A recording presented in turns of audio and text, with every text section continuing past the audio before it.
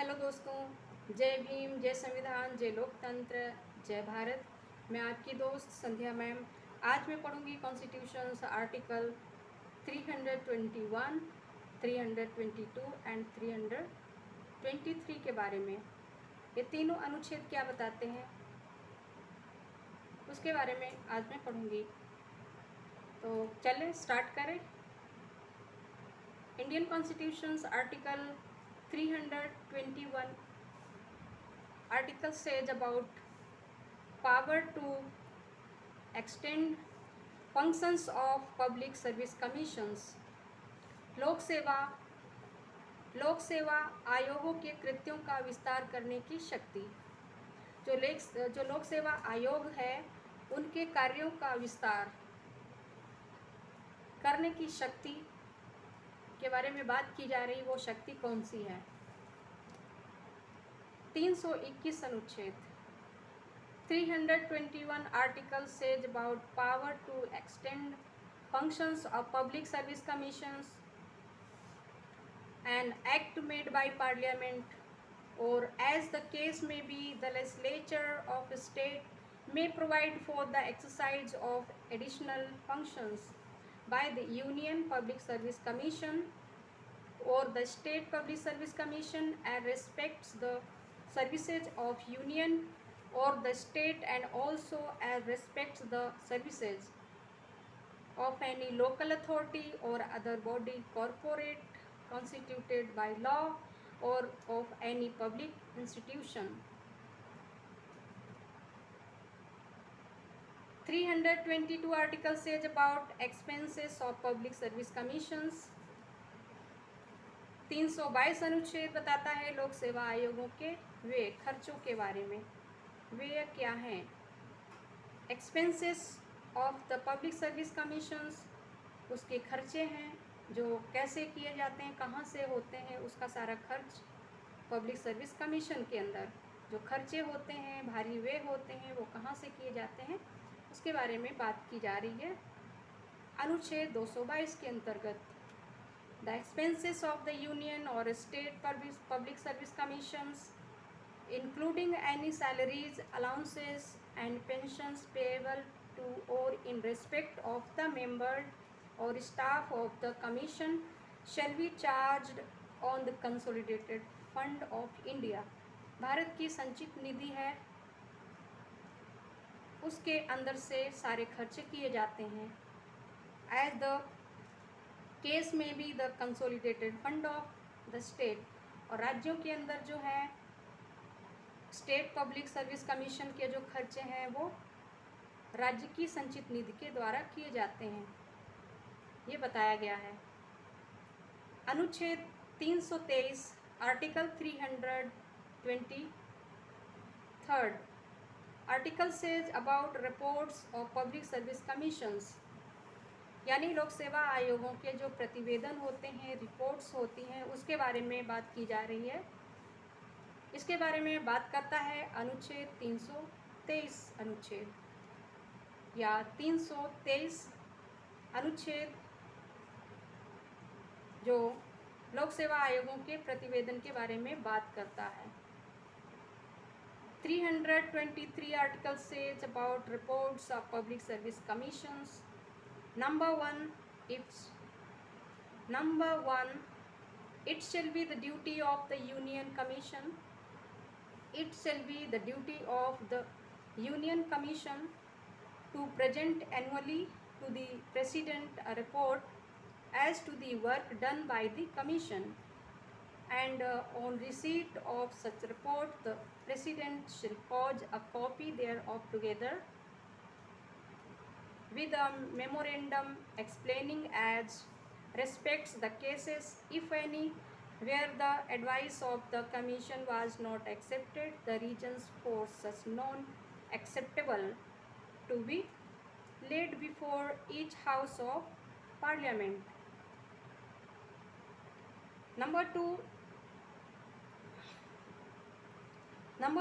it shall be the duty of State Commission to present annually to the Governor of the state as a report as to the work done by the commission, and it shall be the duty of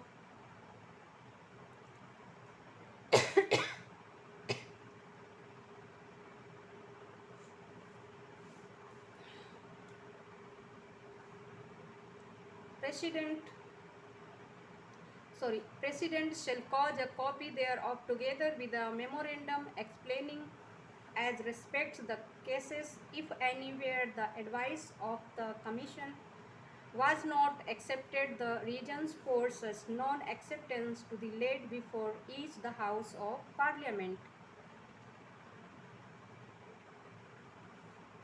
Number 2, it shall be the duty of State Commission to present annually to the Governor of the state a report as to the work done by the Commission, and it shall be the duty of a Joint Commission to the Commission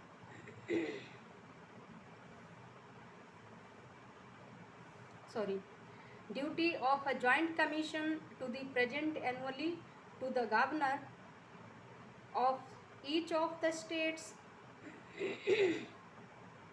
the needs of which are served by the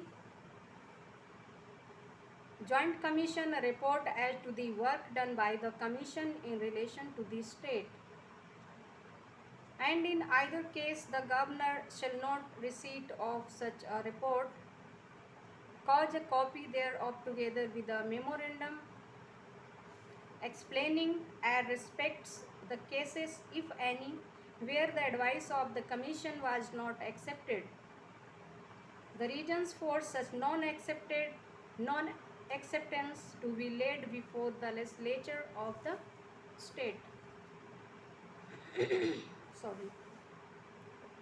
अब मैं इस अनुच्छेद को हिंदी में पढ़ लेती हूँ, इन तीनों अनुच्छेदों को। संविधान का अनुच्छेद 321 बताता है कि लोक सेवा आयोगों के कृत्यों का विस्तार करने की शक्ति यथास्थित ये शक्ति किसके पास है? संसद के द्वारा। संसद के पास है। संसद के द्वारा किसी राज्य के विधानमंडल द्वारा बनाया गया कोई अधिनियम संघ लोक सेवा आयोग या राज्य लोक सेवा आयोग द्वारा संघ की या राज्य की सेवाओं के संबंध में और किसी स्थानीय प्राधिकारी या विधि द्वारा गठित अन्य निगमित निकाय या किसी लोक संस्था की सेवाओं के संबंध में भी अतिरिक्त कृत्यों के या कार्यों के प्रयोग के लिए उपबंध कर सकेगा। क्या कहा जा रहा है? लोक सेवा आयोगों के कृत्यों का विस्तार करने की शक्ति यथास्थित संसद के द्वारा या किसी राज्य के विधानमंडल द्वारा बनाया गया कोई अधिनियम संघ लोक सेवा आयोग या राज्य लोक सेवा आयोग द्वारा संघ की या राज्य की सेवाओं के संबंध में और किसी स्थानीय प्राधिकारी या विधि द्वारा गठित अन्य निगमित निकाय या किसी लोक संस्था की सेवाओं के संबंध में भी अतिरिक्त कृत्यों के प्रयोग के लिए उपबंध कर सकेगा। अनुच्छेद 322 लोक सेवा आयोगों के व्यय। लोक सेवा आयोग के खर्चे। संघ या राज्य लोक सेवा आयोग के व्यय जिनके अंतर्गत आयोग के सदस्यों या कर्मचारी वृंद को या उनके संबंध में संदेह कोई वेतन भत्ते या पेंशन है यथास्थिति भारत की संचित निधि या राज्य की संचित निधि पर भारित होंगे। अनुच्छेद 323 लोक सेवा आयोगों के प्रतिवेदन। लोक सेवा आयोगों के जो प्रतिवेदन हैं उनके रिपोर्ट्स हैं उनके बारे में बात करता है। नंबर 1, संघ आयोग का यह कर्तव्य होगा कि वह राष्ट्रपति को आयोग द्वारा किए गए कार्य के बारे में प्रतिवर्ष प्रतिवेदन दे। जितने भी आयोग का ये कर्तव्य होगा, पहला उसकी ड्यूटी होगी कि वे राष्ट्रपति को आयोग कमीशन के द्वारा किए गए कार्यों का प्रतिवर्ष रिपोर्ट दे कि उसने क्या क्या किया है, वो प्रस्तुत करनी ही होगी हर वर्ष राष्ट्रपति के पास। और राष्ट्रपति ऐसा प्रतिवेदन प्राप्त होने पर उन मामलों के संबंध में यदि कोई हो जिनमें आयोग की सलाह स्वीकार नहीं की गई थी ऐसी अस्वीकृति के कारणों को स्पष्ट करने वाले ज्ञापन सहित उस प्रतिवेदन की प्रति संसद के प्रत्येक सदन के समक्ष रखवाएगा, यानी संसद के दोनों सदन, राज्यसभा और लोकसभा के समक्ष रखवाएगा प्रतिवेदन की प्रति, उसकी कॉपी। नंबर 2, राज्य आयोग का ये कर्तव्य होगा कि वे राज्य के राज्यपाल, राज्यों के जो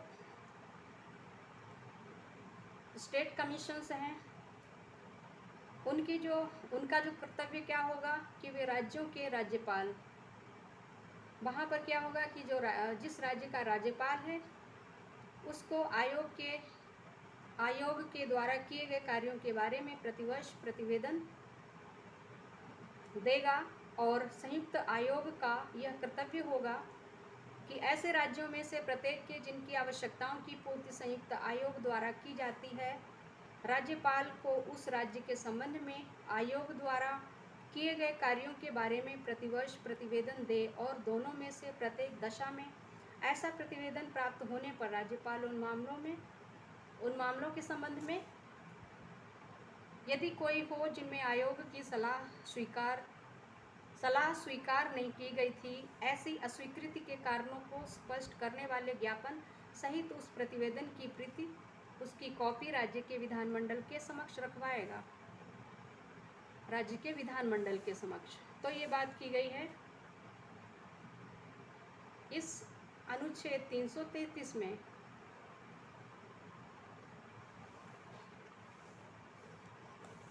संशोधन पढ़ लेती हूँ। द वर्ड और राज प्रमुख एज द केस में B omitted by the Constitution 7th Amendment Act in 1956 S29 and schedule.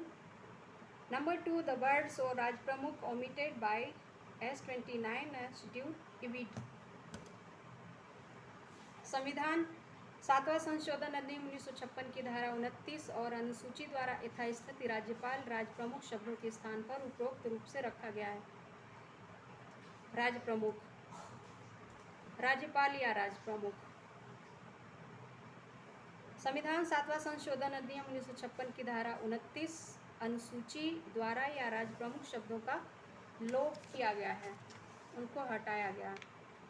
कल मैं पढ़ूंगी 323A एडमिनिस्ट्रेटिव ट्रिब्यूनल्स भाग 14 का अधिकरण, प्रशासनिक अधिकरण क्या है उसके बारे में बात करता है अनुच्छेद 323 का।